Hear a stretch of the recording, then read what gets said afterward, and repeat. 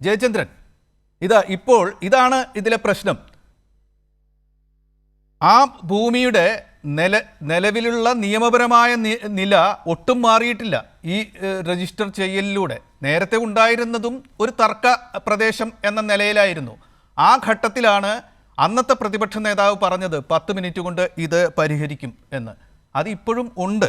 പുതിയ ഉമീദ് ആക്ട് വന്നെങ്കിലും ഒരു വഖഫ് തർക്കഭൂമിയാണെങ്കിൽ അതിൽ സർക്കാരിന് ഇടപെടാൻ വലിയ അധികാരങ്ങൾ നൽകുന്നതാണ് ഉമീദ് ആക്ട്.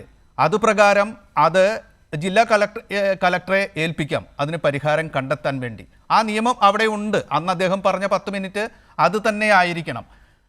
ഒട്ടും മാറിയിട്ടില്ല നിയമപരമായ അതിൻ്റെ സ്റ്റാറ്റസ് എന്നിരിക്കെ ഇത്തരത്തിലുള്ള ഒരു എൻറ്ററിങ് നടന്നതുകൊണ്ട് ആണിത് നടക്കാത്തത്.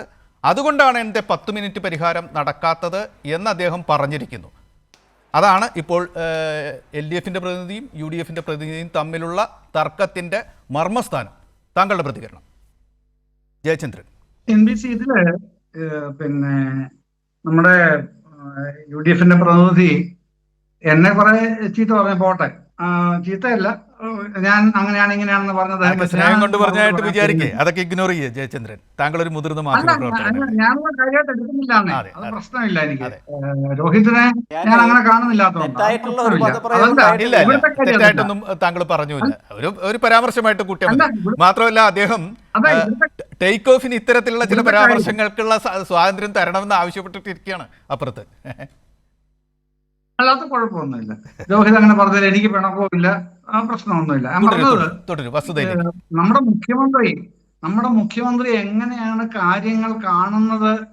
അവര് ഒരാഴ്ച കൊണ്ട് തീർക്കുമോ അല്ലെങ്കിൽ 5 വർഷം കൊണ്ടാണോ തീർക്കാൻ പോകുന്നത്? ഇതൊക്കെ സാധാരണഗതിയിലുള്ള ചോദ്യങ്ങളായിട്ട് വരാം. പക്ഷെ ഇവിടുത്തെ ഏറ്റവും മർമ്മപ്രധാനമായ പ്രശ്നം, ഒരു പ്രശ്നം ഡീൽ ചെയ്യുമ്പോൾ നമുക്കറിയാൻ പറ്റും അധികാര സ്ഥാനത്തേക്ക് മൈൻഡ് സെറ്റ് എന്താണെന്നുള്ളത്. അധികാര സ്ഥാനത്തിരിക്കുന്ന സുപ്രധാന വ്യക്തിത്വമാണ് ശ്രീ VD സതീശൻ എന്ന കേരളത്തിന്റെ മുഖ്യമന്ത്രി. അദ്ദേഹം ഒരു വിഷയം സംബന്ധിച്ച് ഒരു കാര്യം പരസ്യമായി പറയാൻ തയ്യാറാവുമ്പോൾ എന്താണ് ആ മൈൻഡ് സെറ്റ് എന്ന് നമ്മളത് സാധാരണഗതിയിൽ അസസ് ചെയ്യും. ആ അസസ്മെന്റ് തന്നെയാണ് ഇത്തരം ചർച്ചകളിലൂടെ വരുന്നത്. ഇപ്പോ ഇപ്പൊ താങ്കൾ സൂചിപ്പിച്ച പ്രശ്നം, ഈ വഖഫ് ബോർഡിന്റെ പ്രശ്നത്തില് ഫറൂഖ് കോളേജ് മാനേജ്മെന്റ് മുത്തവല്ലിയായിട്ട് ആക്ട് ചെയ്യാൻ തയ്യാറല്ല. അത് ഇടയ്ക്ക് കോൺഗ്രസ് നേതാക്കന്മാർ പറയുന്നുണ്ട് ഇത് മുത്തവല്ലി ചെയ്യേണ്ട കാര്യമാണെന്ന്. മുത്തവല്ലിയായിട്ട് ആക്ട് ചെയ്യാൻ തയ്യാറല്ല. പിന്നെ ആര് ചെയ്യും? വഖഫ് ബോർഡ് ചെയ്യണം.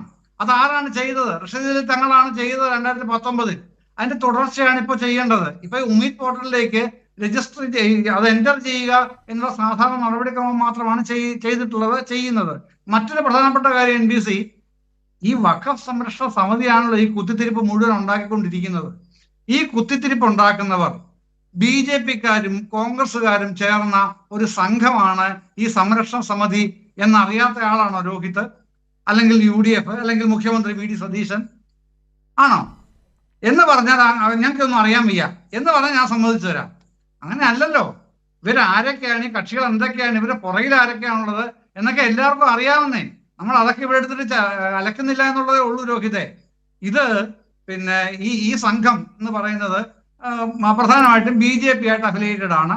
കുറച്ച് പേര് കോൺഗ്രസിന്റെ പിണിയാളുകൾ എന്ന് പറയാവുന്ന, നേരിട്ട് കോൺഗ്രസ് എന്ന് ഞാൻ പറയുന്നില്ല, അതിന്റെ പാർശ്വങ്ങളിലൊക്കെ പരിലസിച്ച് നടക്കുന്ന ചില പിണിയാളുകൾ, അവര് ചേർന്ന ഒരു സംഘമാണ് ഈ വഖഫ് സംരക്ഷണ സമിതി എന്ന പ്രസ്ഥാനം. ഇതേതാണ്ട് വലിയ പ്രസ്ഥാനം പോലെയാണ് ആൾക്കാർ പറയുന്നത് കേട്ടാൽ നമുക്ക് തോന്നുക. നോൺസെൻസ് ആണ്. ഇവരുടെ ഉദ്ദേശം മുഴുവനും ഇതിന്റെ പ്രൈവറ്റൈസേഷൻ ആണ്.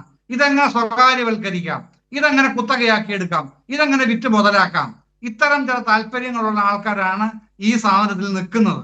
അവര് കൊണ്ടുപോയിട്ടാണ് ഈ കുത്തിത്തിരിപ്പ് മുഴുവൻ ഉണ്ടാക്കുന്നത്. ഈ കുത്തിത്തിരിപ്പ് ഉണ്ടാക്കുന്നത് കൊണ്ടാണ് ദീപിക ദിനപത്രത്തിൽ നിന്ന് മുഖപ്രസംഗം എഴുതേണ്ടി വന്നത്. അതല്ലാതെ LDF പിണറായി വിജയനോ CPM ഇതിനകത്തെന്തെങ്കിലും ഇടപെട്ടിട്ടല്ലല്ലോ രോഹിത്തെ അത്തരം സംഭവങ്ങൾ ഉണ്ടാവുന്നത്. നിങ്ങൾ ഇടപെട്ടിട്ടാണെന്ന് ഞാൻ പറയില്ല. പക്ഷേ ഞാൻ മുമ്പേ പറഞ്ഞതുപോലെ ഇത് അധികാര സ്ഥാനത്തിരിക്കുന്ന ഒരാൾ ഇത് പറയുമ്പോൾ അദ്ദേഹത്തിന്റെ മൈൻഡ് സെറ്റ് എന്താണ് എന്നുള്ളത് നമുക്കത് കേൾക്കുമ്പോൾ മനസ്സിലാവും. അതുകൊണ്ടാണ് പറഞ്ഞത് അത് ആത്മാർത്ഥതയില്ലാത്തതായിരുന്നു ഇന്ന് പറഞ്ഞ വർത്തമാനങ്ങൾ. 10 മിനിറ്റ് കൊണ്ട് പരിഹരിക്കാൻ ഞാൻ പറയുന്ന കാര്യം 10 മിനിറ്റ് കൊണ്ട് പരിഹരിക്കാതിരിക്കാനാണത്രേ ഇത് ഉണ്ടാക്കിയത്. ആരുണ്ടാക്കിയത്? ഇന്ത്യൻ പാർലമെന്റ് ഉണ്ടാക്കിയതോ അതാണ് പറയുന്നത്.